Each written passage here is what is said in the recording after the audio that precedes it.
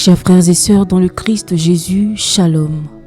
Nous sommes rassemblés au nom du Père et du Fils et du Saint-Esprit. Amen. Mentionne s'il te plaît dans les commentaires le pays depuis lequel tu es connecté et envoie ce lien de prière à une personne qui en a besoin. Que Dieu te bénisse. En ce mercredi de la 32e semaine du temps ordinaire de l'année C, l'Église fait mémoire de Saint Josaphat, évêque et martyr. Et avec le ministère sanctuaire d'adoration, nous sommes invités à méditer avec le psaume 81.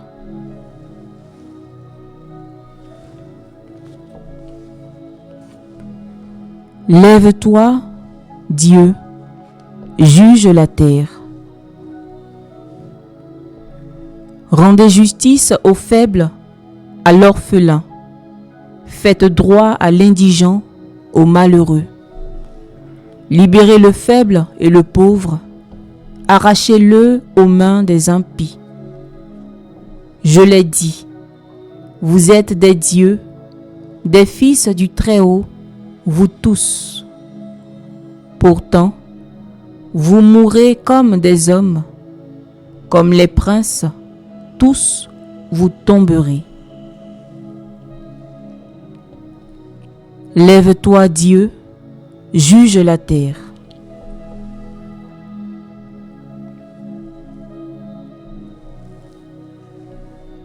Bien-aimés dans le Seigneur, aujourd'hui, les Saintes Écritures nous interpellent puissamment à travers ce psaume, le psaume 81. C'est un psaume prophétique, un cri de Dieu face à l'injustice des hommes.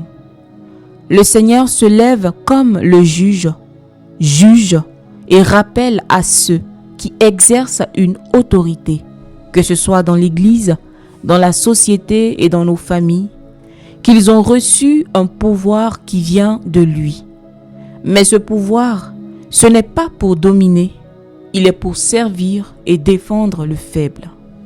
Le psalmiste nous montre que Dieu ne reste pas indifférent face aux injustices. Il entre dans le tribunal des hommes pour les juger selon la vérité. C'est un message brûlant d'actualité, frères et sœurs, et nous le savons très bien, surtout à notre époque où la justice semble parfois aveugle aux cris du pauvre.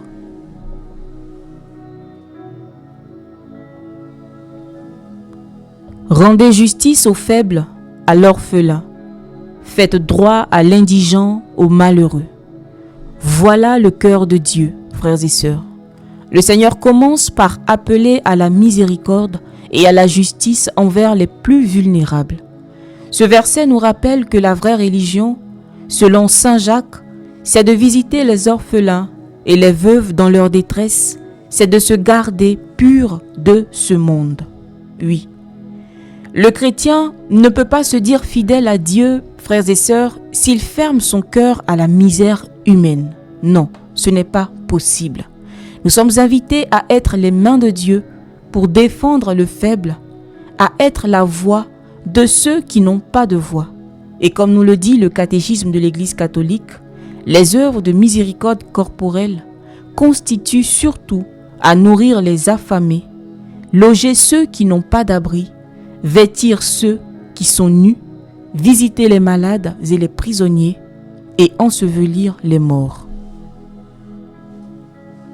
Mon frère, ma sœur, le Seigneur nous demande de devenir des artisans de justice en ce jour, des artisans de compassion dans un monde qui glorifie la force et méprise la faiblesse. Libérez le faible et le pauvre, arrachez-le aux mains des impies. Ici, le Seigneur ne demande plus seulement la compassion, il appelle à l'action. Libérer, arracher, ce sont des verbes forts, j'ai envie de dire. Il s'agit d'un combat spirituel et moral en même temps. Les mains des impies représentent tout ce qui opprime, que ce soit le péché, la corruption, la violence et même l'indifférence. Le chrétien bien-aimé toi et moi, nous ne pouvons pas être neutres face au mal. L'amour authentique nous pousse à agir, à défendre la vérité, même au prix de notre confort. Et c'est ce qu'enseigne le catéchisme de l'Église catholique au numéro 1939. Il dit ceci: la solidarité est une exigence directe de la fraternité humaine et chrétienne. Le Seigneur nous confie une mission. Et cette mission, c'est de libérer. Non seulement matériellement, mon frère, ma sœur, mais aussi spirituellement. Oui, par notre prière, par notre témoignage, par notre parole de vérité, nous pouvons arracher des âmes aux ténèbres et les conduire vers la lumière du Christ. Je l'ai dit, vous êtes des dieux, des fils du Très-Haut, vous tous.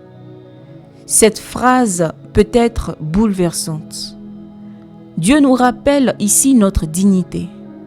Nous sommes créés à son image et appelés à partager sa vie divine. Oui, comme le dit Saint Jean, voyez quel grand amour nous a donné le Père pour que nous soyons appelés enfants de Dieu, et nous le sommes. Oui, le Fils de Dieu s'est manifesté pour faire de nous des dieux. Par le baptême, nous participons à la nature divine, et cela veut dire que chaque être humain, surtout le plus petit, a une valeur infinie. Mais cette dignité est aussi une responsabilité, bien-aimée. Si nous sommes fils du Très-Haut, nous devons agir comme lui.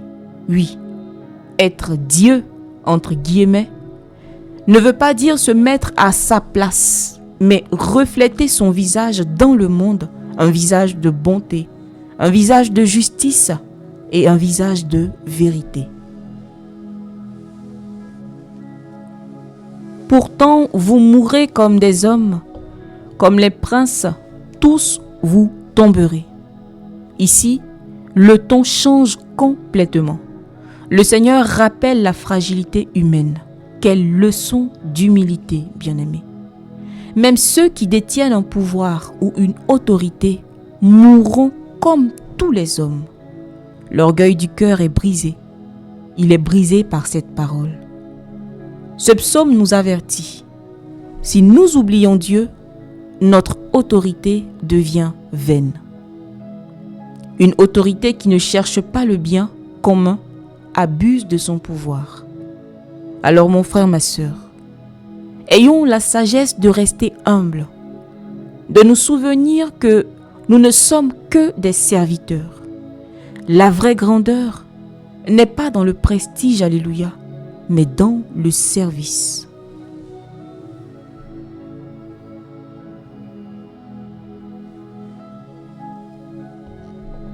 Aujourd'hui, l'Église fait mémoire de Saint Josaphat.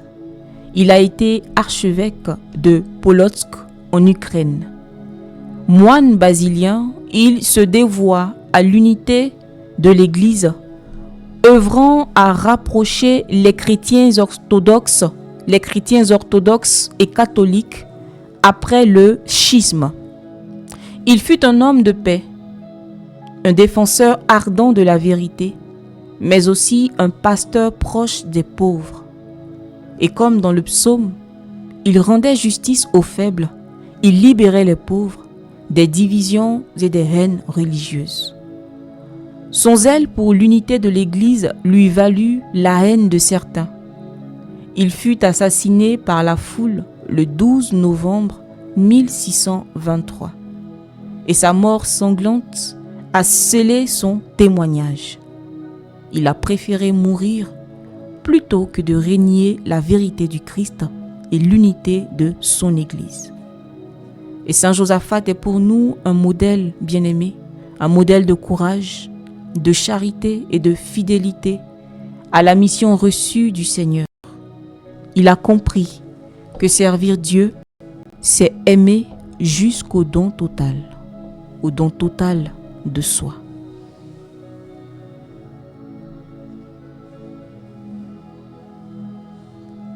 Prions. Seigneur Dieu, toi qui es le juste juge, apprends-nous à rendre justice avec amour. Apprends-nous à défendre les faibles, à relever les pauvres. Donne-nous un cœur semblable au tien, plein de miséricorde et de vérité. Par l'intercession de Saint Josaphat, fais de nous des artisans d'unité, des témoins de ton évangile dans un monde divisé. Rappelle-nous, nous t'en supplions, chaque jour que nous sommes tes enfants, appelés à refléter ta gloire par nos actes et nos paroles. Lève-toi, ô Dieu, juge la terre, et que ton royaume de justice et de paix s'étende jusqu'aux extrémités du monde par nos humbles vies.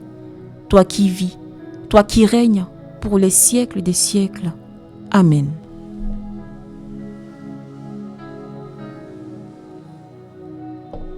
Cœur sacré de Jésus, ayez pitié de nous. Cœur immaculé et douloureux de Marie, priez pour nous. Cœur chaste et pieux de Joseph, priez pour nous. Saint Josaphat, priez pour nous. Tous les saints et les saintes du Seigneur, intercédez pour nous et pour nos familles. Nos saints anges gardiens, veillez sur nous. Esprit Saint, éclairez-nous. Esprit Saint, éclairez-nous. Esprit Saint, éclairez-nous et fortifiez-nous. Que par la miséricorde de Dieu, les âmes des fidèles trépassés reposent en paix. Amen. Bien-aimés, que le Seigneur nous bénisse, qu'il nous garde de tout mal et nous conduise à la vie éternelle, au nom du Père, et du Fils, et du Saint-Esprit. Amen. Bénissons le Seigneur, nous rendons grâce à Dieu.